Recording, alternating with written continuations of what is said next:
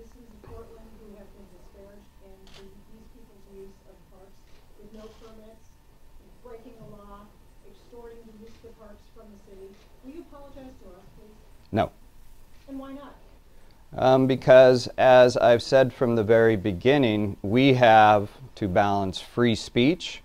We have to balance that with minimizing the impact of the exercise of that free speech. And I think the record shows we've taken a proactive, balanced approach that's peaceful. What is the plan for Terry Shrunk Plaza? There are still people there. The plan for Terry Shrunk Plaza is we've been in conversations with the federal government, and it'll be, we're going to approach it the same way we approach Lonsdale and Chapman Squares. In other words, do you have plans to keep them out of there if they attempt to go there? Would you clear them out of the other parks? We will be, the federal government and the city of Portland will be dealing with all three parks in a unified manner. What will the police presence look like on November 13th if there's campers who don't leave? I'm going to... I'm not going to talk about our tactical plan at this point. We're still working on it. Again, we're going to be very deliberate and methodical as we move into the parks. We're going to communicate very clearly to people our intentions. We're starting that today to give people notice that we're going to start enforcing park rules effective 12/01 Sunday, and that at that point they're going to be subject to all of the authority that the city has around park ordinances and violations of state statutes. Chief, are you ruling out the use of chemical munitions or anything like that? Is that a possibility? I'm not going to talk at all about our tactical operational plan. Mayor, by publicly setting a deadline, do you have any concern that it will attract a certain element looking for a confrontation with police? Worried, yeah. When you're mayor of a city with an encampment, you worry about all the details. You worry about the safety of everyone involved. So, yes, I worry, and that's why we plan, and we debrief, and we plan, and we really try to think through, you know, all the reasonably possible scenarios. But this is the approach we're taking. We think that on balance, being upfront, being communicative, and being transparent about what we're doing and why we're doing it, even though it might present some risks that you describe, we still think on the whole it's the best way to go. Do you know where members of Occupy are actively engaged? Yes, go ahead. Know how many people remain in the camps, and are you prepared once the deadline passes to make arrests if those people refuse to leave? We are prepared for, we will be prepared for any reasonable eventuality. We will be prepared to make arrests. My preference would be that we don't have to. And that's part of the reason why we're being communicative about this right now. Yes? Are you aware members of Occupy Portland are actively engaged in developing a sensible transition plan for sustainability? I have results of a survey here that we reached 545 respondents on in 2 days' time.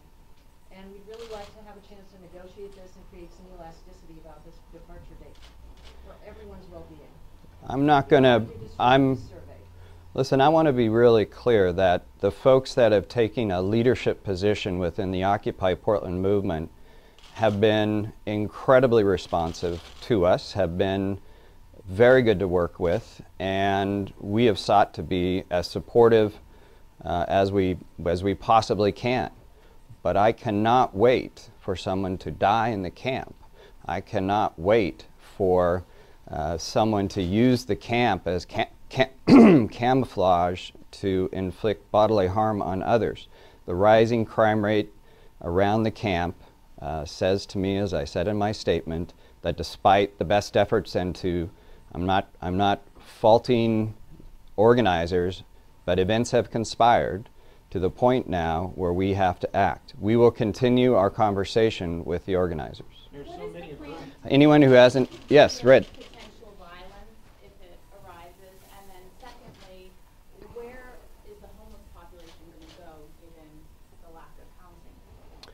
Well, this city invests under the leadership of Nick Fish. You know, this city has invested in more robust and more plentiful and more always open services. There's walk-in services at Broadway and Hoyt, which is the Bud Clark Commons.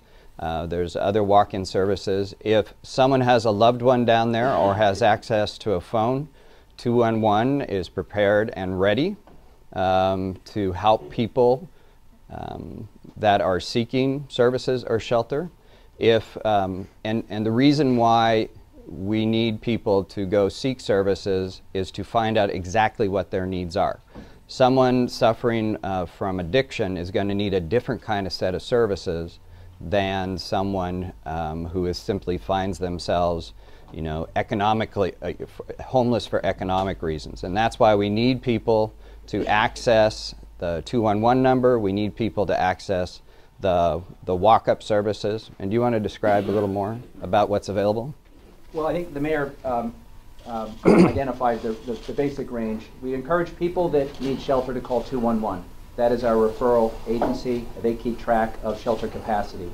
We have opened up our winter warming centers. We're about to expand that to cover our severe weather emergency plan. We have trusted nonprofit providers that have been in the camp all along, doing outreach, trying to identify the needs of people that ask for services, and we will be directing them to the appropriate place. Bud Clark Commons is a good place to go if you have no other option. And as the mayor said, we're trying to customize the services to the needs. We've been doing that in concert with Occupy Portland up until this point, and we will do some enriched outreach during the last few days. Commissioner, how long will the parks be? Sir? The homeless have been encamped there since. Sir? Can I, Why change now? so in the rest of the cities, when they crack down on the occupations for sanitation reasons, usually, almost in all cases, they end up coming back stronger than before. So what makes you think that this is going to be any different than Atlanta or Oakland or New York?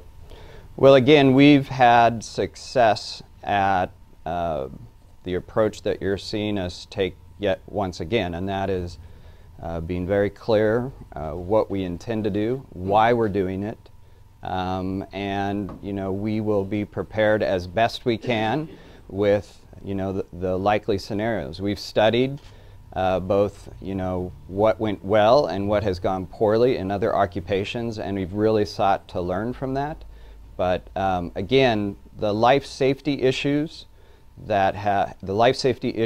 have really put our particular encampment out of balance, and that's what I have sought with the consultation of my colleagues and with staff. And you know, I again appreciate the input from those people that have stepped up to take a leadership responsibility or a facilitation responsibility in the Occupy movement itself. Mayor, are there any triggers this weekend that could I'd speed up the police timeline? I'd also like to address that question as well. We've been I think Portland has been at the forefront of a peaceful movement, and we have been working with the organizers, the Parks Bureau, the police, to really do something unique, and that is, I think, reflective of the spirit of Portland. I'm hoping that we continue that. And certainly within the movement itself, we've received mixed signals.